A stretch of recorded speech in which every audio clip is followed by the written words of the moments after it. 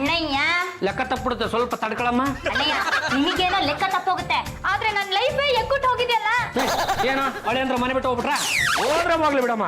ಈ ಮಾರ್ಕೆಟ್ ಇಂದನೋ ಶಿವಾಜಿ ನಗರದಿಂದನೋ ಒಬ್ಬನ ಕರ್ಕೊಂಡ್ಬಂದು ಇನ್ನೊಂದ್ಸಲ ಮದುವೆ ಮಾಡಿಸ್ಬಿಡ್ತೀನಿ.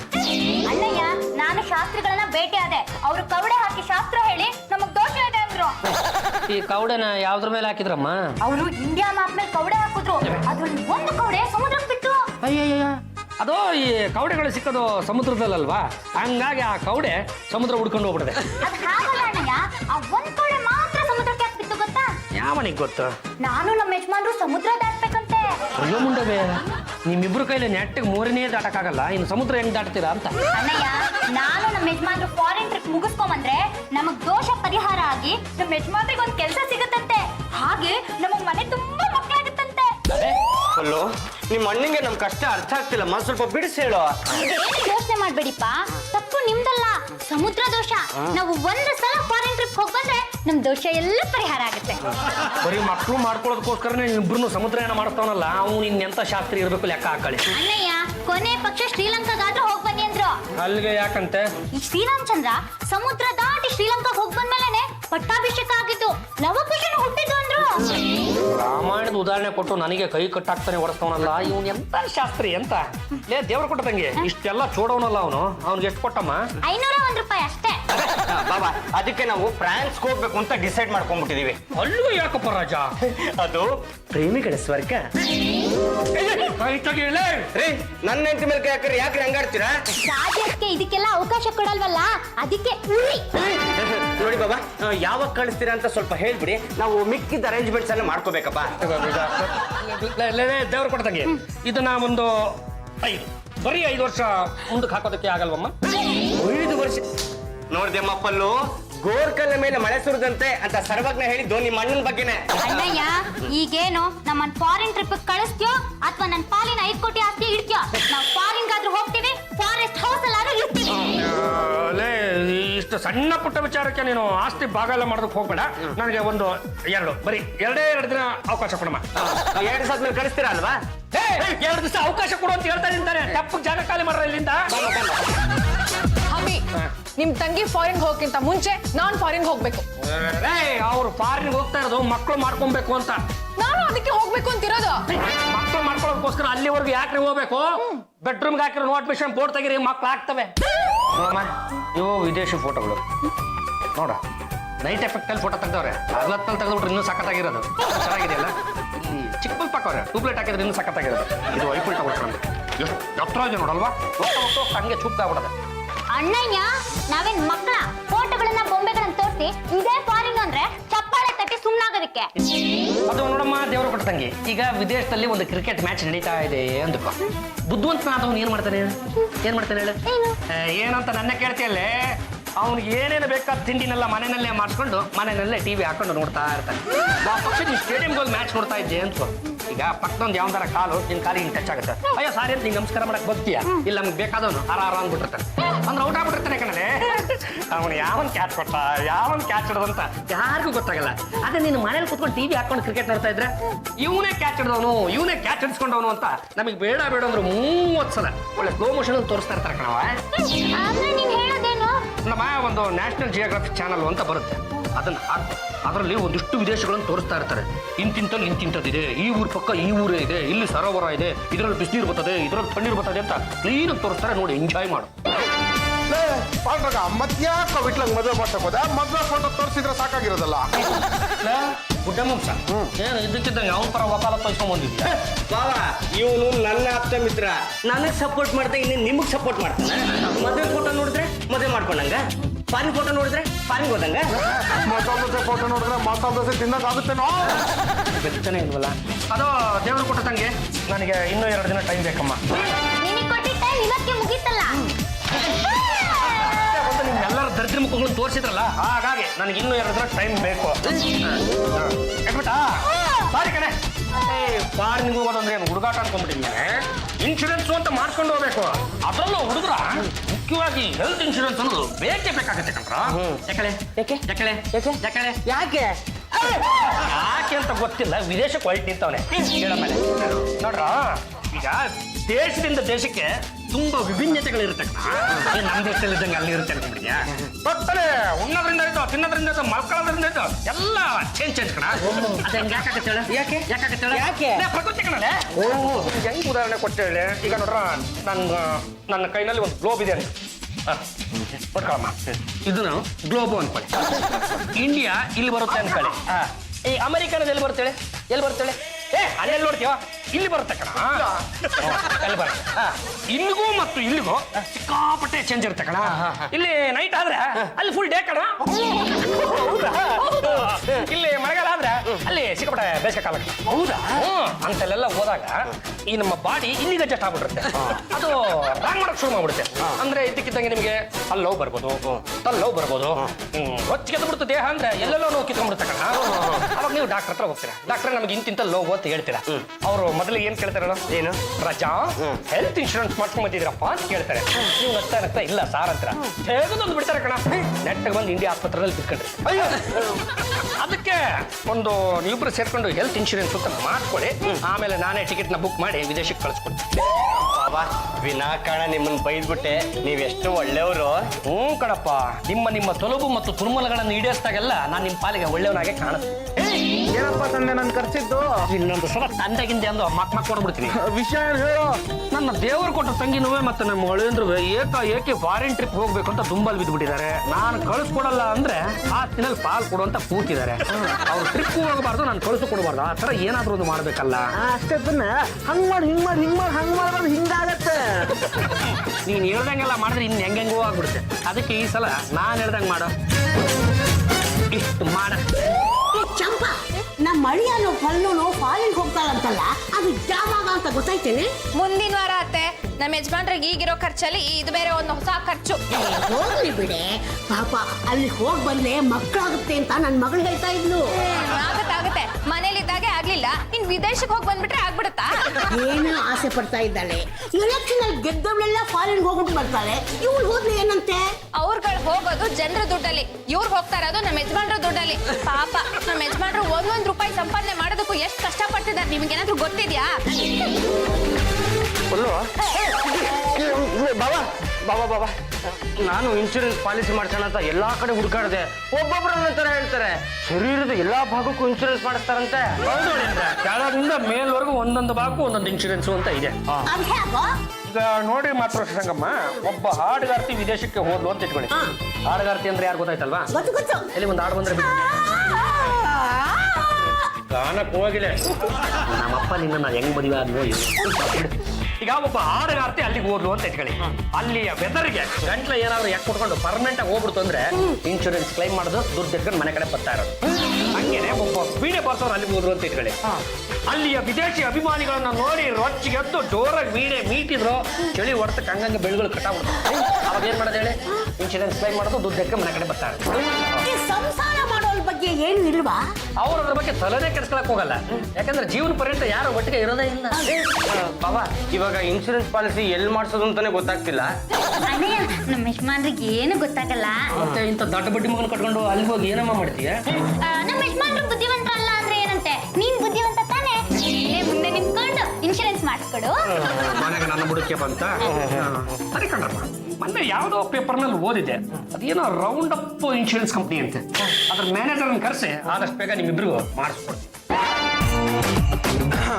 ಮಿಸ್ಟರ್ ಪಾಂಡ್ರಂಗ ತೆಪ್ಪ ಕೂತ್ಕೊಳ್ಳಲೆ ಅಲ್ಲ ತಾವು ಯಾರು ಅಂತ ಗೊತ್ತಾಗ್ಲಿಲ್ಲ ಮಿಸ್ಟರ್ ಫ್ರ್ಯಾಂಕ್ ನೀವೇನ ಫ್ರ್ಯಾಂಕ್ ಏನ್ ನಿಮ್ಮ ಹೆಸರು ನೀವೇ ಮಿಸ್ಟರ್ ಹಾಕೊಂಡ್ಬಿಟ್ರೆ ಅವ್ರು ಹಾಕ್ಲಿ ಅಂತ ಕಾಯಕ್ಕಾಗಲ್ಲ ನೋಡಿ ನಮಗ್ ನಾವೇ ಹಾಕೊಂಡ್ಬಿಡ್ತೀವಿ ಅಣ್ಣಯ್ಯ ಇವರೇನ ಇನ್ಶೂರೆನ್ಸ್ನವರು ಕಣಮ್ಮ ಇವ್ರೆ ನಮಸ್ಕಾರ ಅಪ್ಪ ಇವ್ರು ಯಾರು ಮುಖದಲ್ಲಿ ದೈವಿಕಳೆ ಇದೆಯಲ್ಲ ನಮ್ಮ ಮದರು ರಂಗಮ್ಮ ಇವ್ರು ಯಾರು ನಿಮ್ ವೈಫಾ ಇನ್ನೂ ಆಗಿಲ್ಲ ಇಷ್ಟಲ್ಲೇ ಆಗ್ಬಿಡ್ತೀನಿ ನಮ್ಮ ಹತ್ರ ಇನ್ಶೂರೆನ್ಸ್ ಮಾಡಿಸ್ಕೊಳ್ಳಿ ಆದಷ್ಟು ಬೇಗ ವೈಫ್ ಹಾಕ್ತೀರಾ ಅಂಥದ್ದು ಒಂದು ಇನ್ಶೂರೆನ್ಸ್ ಇದೆಯಾ ವೈಫ್ ಪೊಸಿಷನ್ ಕ್ಲೇಮ್ ಅಂತ ಇದೆ ಅದರಿಂದ ನೀವು ಹೆಂಡತಿ ಸ್ಥಾನನ ಪಡ್ಕೋಬಹುದು ಅದು ಹೇಗೆ ಈಗಿರೋ ಹೆಂಡತಿಗೆ ಅನಾರೋಗ್ಯ ಬಂತು ಅಂತ ಇಟ್ಕೊಳ್ಳಿ ಆಗ ಇವರು ಅವ್ರ ಸ್ಥಾನದಲ್ಲಿ ನಿಂತ್ಕೊಂಡು ಎಲ್ಲ ಕೆಲಸ ಮಾಡ್ಬೇಕಾಗತ್ತೆ ಈಗ ನಿಮ್ಮ ನುಲಿಯೋ ಸೊಂಟ ಅಕಸ್ಮಾತ್ ಉಳುಕ್ತು ಅಂತ ಇಟ್ಕೊಳ್ಳಿ ಉಳುಕು ಇನ್ಶೂರೆನ್ಸ್ ಅಂತ ನಮ್ಮ ಹತ್ರ ಇದೆ ಏನು ನೀವೇ ಬಂದು ಮುಲಾಮಚ್ಚಿ ನೀವು ಬಿಡ್ತೀರೋ ಅದಕ್ಕೆ ಅಂತ ನಿಮ್ಮಂತವ್ರನ್ನ ಇಟ್ಕೊಂಡಿದೀವಿ ಅದು ಇವಳು ನನ್ನ ದೇವರು ಕೊಟ್ಟ ತಂಗಿ ಪಲ್ಲವೆ ನಮಸ್ಕಾರ ನಮಸ್ಕಾರ ನಮಸ್ಕಾರ ಮೈಸೂರು ಬಿಟ್ಟ ಮೂರ್ತಿ ಎಮ್ಮೆ. ಓ ವಂಡರ್ಫುಲ್ ವಂಡರ್ಫುಲ್. ನೀವು MA ಓದಿದ್ದೀರಾ? MA ನಲ್ಲಿ ಯಾವ ಸಬ್ಜೆಕ್ಟ್? ಹಿಸ್ಟ್ರಿನಾ ಸೈಕಾಲಜಿನಾ? ನೀವು ಹಂಗೆಲ್ಲ ಕೇಳ್ಬಿಡಿ, ನಿಮ್ಗೆ ತುಂಬಾ ಗಾಬರಿ ಆಗುತ್ತೆ. ಎಮ್ಮೆ ಅಂದ್ರೆ ಮನೆಯಲ್ಲಿ ಅಂತ ಅಷ್ಟೇ. ನಾಚಿಕೆ ಆಗಲ್ಲ ನಿಮ್ ಜನ್ಮಕ್ಕೆ. ನಿನ್ನ ಯೋಗ್ಯತೆ ಏನು ಅಂತ ಅವ್ರಿಗೂ ಗೊತ್ತಾಗ್ಬಿಡ್ತಲ್ಲ. ಅದು ನೋಡಿ ಇವರಿಬ್ರು ಅದೆಲ್ಲಿಗೋ ಹೋಗ್ಬೇಕು ಅಂತ ತೀರ್ಮಾನ ಮಾಡಿದ್ರೆ ಸ್ವಲ್ಪ ಇನ್ಶೂರೆನ್ಸ್ ಬಗ್ಗೆ ಅದು ಏನೇನು ಎತ್ತಂತ ಸ್ವಲ್ಪ ವಿವರಿಸಿ ಹೇಳಿ. ಈಗೆಲ್ರೂ ಸಾಮಾನ್ಯವಾಗಿ ಓವರ್ಸೀಸ್ ಮೆಡಿಕ್ಲೇಮ್ ಇನ್ಶೂರೆನ್ಸ್ ಅಂತ ಮಾಡಿಸ್ತಾರೆ. ನನ್ನ ಫ್ರೆಂಡ್ ರಮೇಶ್ ಅನೇ ಇದ್ದಾನೆ, ಒಂದು ಫೋನ್ ಮಾಡ್ರೆ ಸಾಕು ವಿದೇಶಿ ಆರೋಗ್ಯ ವಿಮೆ ತಂದು ಕೊಟ್ಬಿಡ್ತಾನೆ. ಅದರಲ್ಲಿ ಏನೇನೆಲ್ಲ ಕವರ್ ಆಗುತ್ತೆ ಅಂತ. ಮುಖ್ಯವಾಗಿ ಆರೋಗ್ಯ ಕವರ್ ಆಗಿರುತ್ತೆ. ನೀವು ಅಮೆರಿಕಾದಲ್ಲಿ ಆಸ್ಪತ್ರೆಯಲ್ಲಿ ಸೇರಿದ್ರು ಖರ್ಚು ವೆಚ್ಚಗಳೆಲ್ಲ ಕವರ್ ಆಗುತ್ತೆ. ನಿಮ್ಮ ಅದೃಷ್ಟ ಚೆನ್ನಾಗಿತ್ತು, ಲಾರಿ ಕೆಳಗಡೆನೋ ಟ್ರೈನ್ ಕೆಳಗಡೆನೋ ಬಸ್ ಕೆಳಗಡೆನೋ ಸಿಕ್ಕಿದ್ ನೆಗೆದು ಬಿದ್ರಿ ಅಂತ ಇಟ್ಕೊಳ್ಳಿ, ಬೇಕಾದಷ್ಟು ಹಣ ಬರುತ್ತೆ.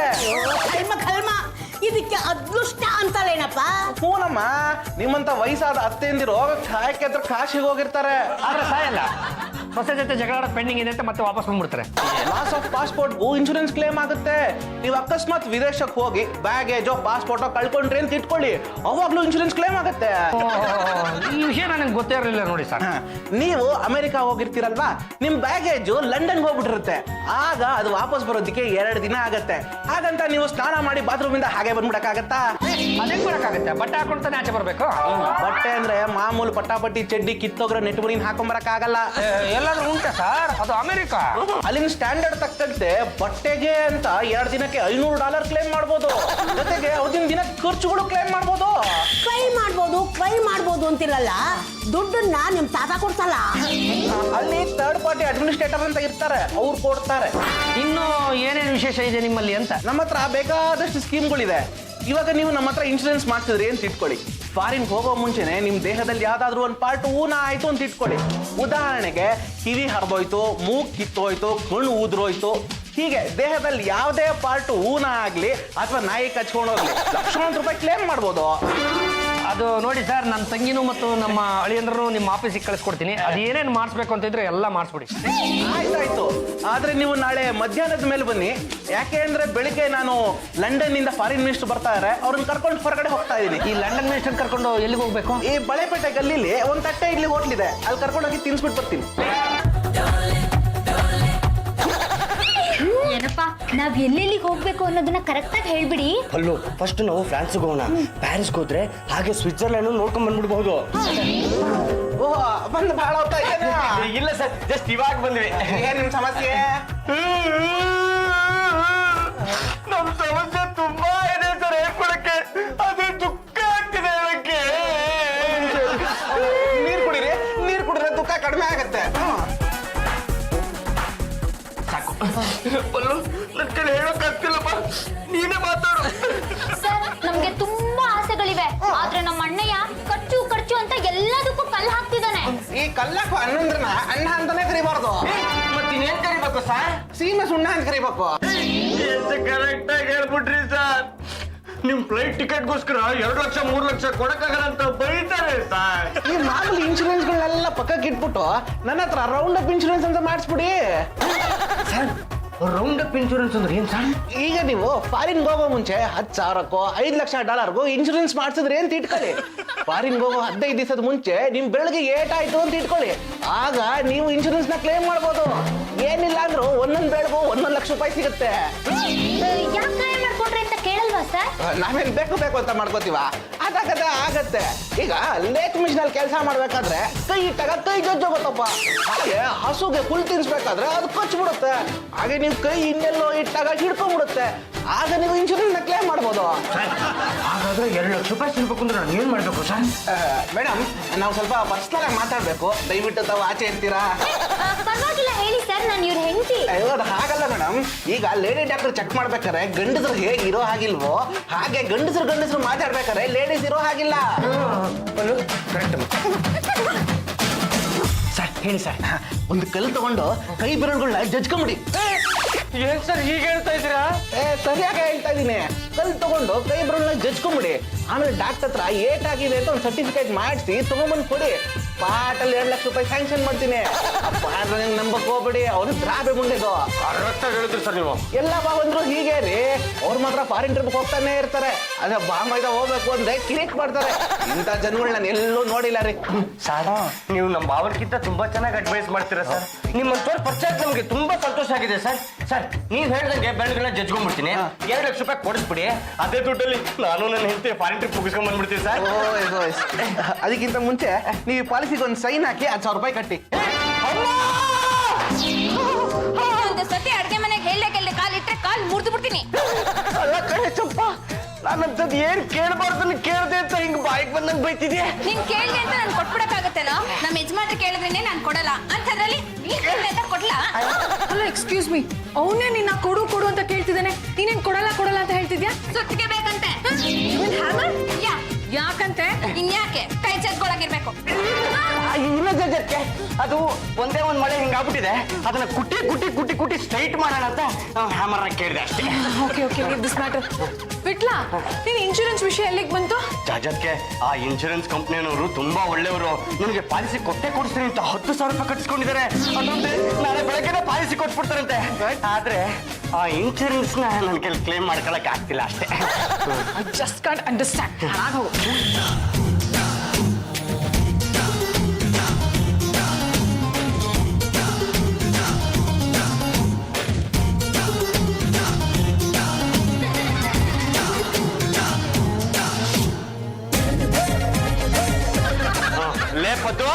ಲಪ್ಪದ್ದು ಬಾರ ಇಲ್ಲಿ. ಏನೋ ಬಿಟ್ಲ ಕರ್ದಿದ್ದ? ಲಪ್ಪದ್ದು ನಾನು ಇನ್ಶೂರೆನ್ಸ್ ಆಫೀಸ್ಗೆ ಹೋಗಿದ್ದೆ, ಅಲ್ಲಿ ಅವ್ರು ಹೇಳಿದ್ರು ಕಣೋ ನೋಡು 2 ಬರಲ್ಲ ಜಡ್ಜ್ ಬಿಡು, 2 ಲಕ್ಷ ರೂಪಾಯಿ ಸಿಗುತ್ತೆ. ನೀವು ಕೇಳಿದ್ರೆ ಮಸಾಲ ದೋಸೆ ಕೊಡಿಸ್ತೀನ.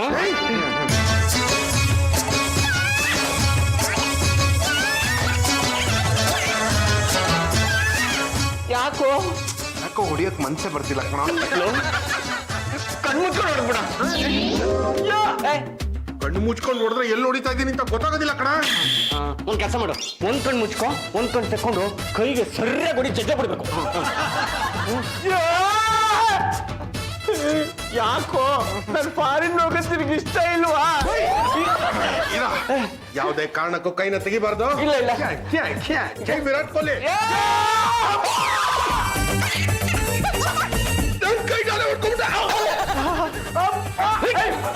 ಏನು ಮನೆ ಅನ್ಕೊಂಡಿದ್ರ ಅಥವಾ ಮಾರ್ಕೆಟ್ ಅನ್ಕೊಂಡಿದ್ರ? ಯಾಕೋ ಬಂಬಡಿ ಹೊಡಿತಾ ಇದ್ರ? ಬಾಬಾ ಅದೇನಾಯ್ತು ಅಂದ್ರೆ ನಾನು ಇನ್ಶೂರೆನ್ಸ್ ಆಫೀಸ್ಗೆ ಹೋಗಿದ್ದೆ, ಅಲ್ಲಿ ಅವ್ರು ಹೇಳಿದ್ರು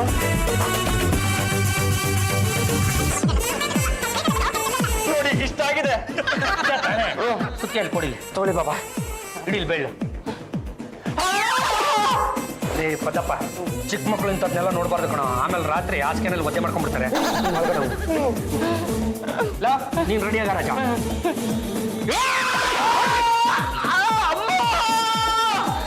ಥ್ಯಾಂಕ್ ಯು ಬಾಬಾ. Mention not. Good morning sir.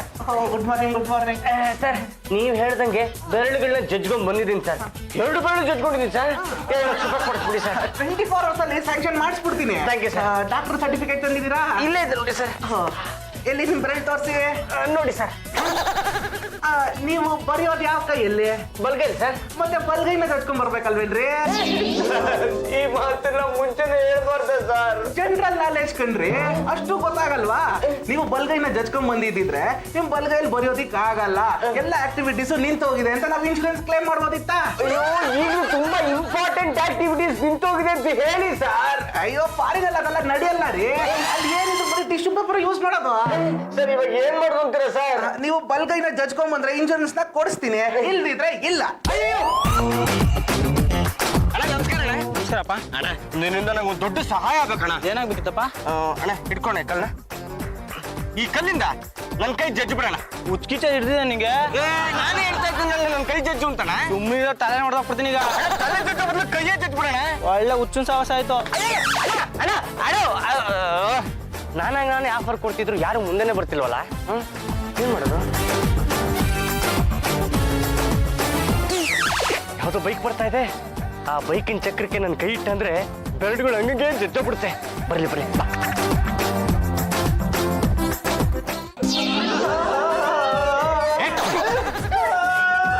ಅಣ್ಣಯ್ಯ, ನಮ್ಮ ಯಜಮಾನ್ರು ಸೊಂಟ ಡ್ಯಾಮೇಜ್ ಆಗೋಗಿದೆ.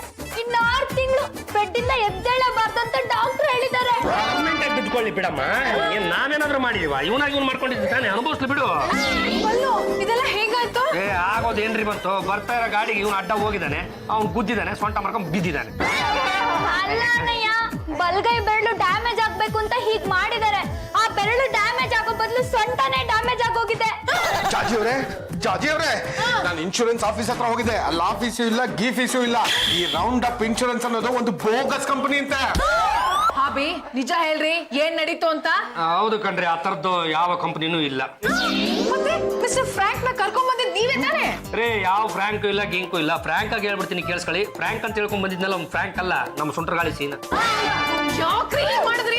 ಮತ್ತಿನೇನ್ರಿ, ಇವೆರಡು ದರಿದ್ರಗಳು ಫಾರಿನ್ಗೆ ಹೋಗ್ಬೇಕು ಅಂತ ತಲೆ ತಿಂತಾ ಇದ್ರಲ್ಲ, ಹೇಗಾದ್ರೂ ಮಾಡಿ ಮಟ್ಟ ಹಾಕ್ಬೇಕು ಅಂತ ಈ ತರ ಮಾಡಿದೆ. ಹಾಬಿ, ನೀವು ಮಾಡಿರೋ ತಪ್ಪಿಗೆ ನೀವೇ ಬಿಟ್ಲನ್ನ ಫಾರಿನ್ ಕರ್ಕೊಂಡು ಹೋಗಿ ಅಲ್ಲೇ ಇನ್ ಸೊಂಟನ ರಿಪೇರಿ ಮಾಡಿಸಿ.